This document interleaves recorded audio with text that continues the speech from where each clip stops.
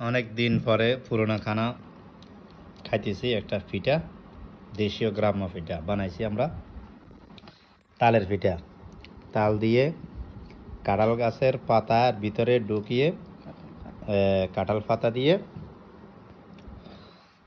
বাপ দিয়ে, মানে পানির উপরে ফুটানো গরম পানির উপরে বাপ দিয়ে বাপের মধ্যে রেখে এই পিঠাগুলো হয়। দেখেন কি সুন্দর।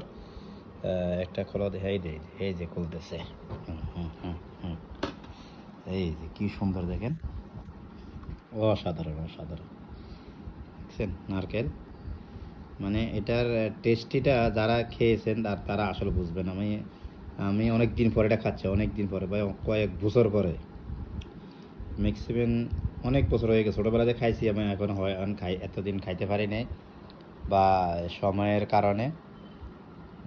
আমি খেয়ে আমার কাছে অনেক ভালো লাগছে।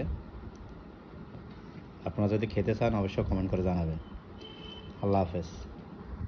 এবং কি কারা কারা খেয়েছেন ছোটোবেলায় একটু কমেন্ট করবেন। আপনারা কি এই তালে পিঠা খেয়েছেন কি না? অনেকে আবার এই তালের মধ্যে ফোড়া দিয়ে খায় বা তেলের মধ্যে ভাজি করে ছোট ছোট করে খাওয়া হয়। এখন আমরা এভাবে সিদ্ধ করছি। আল্লাহ হাফেজ।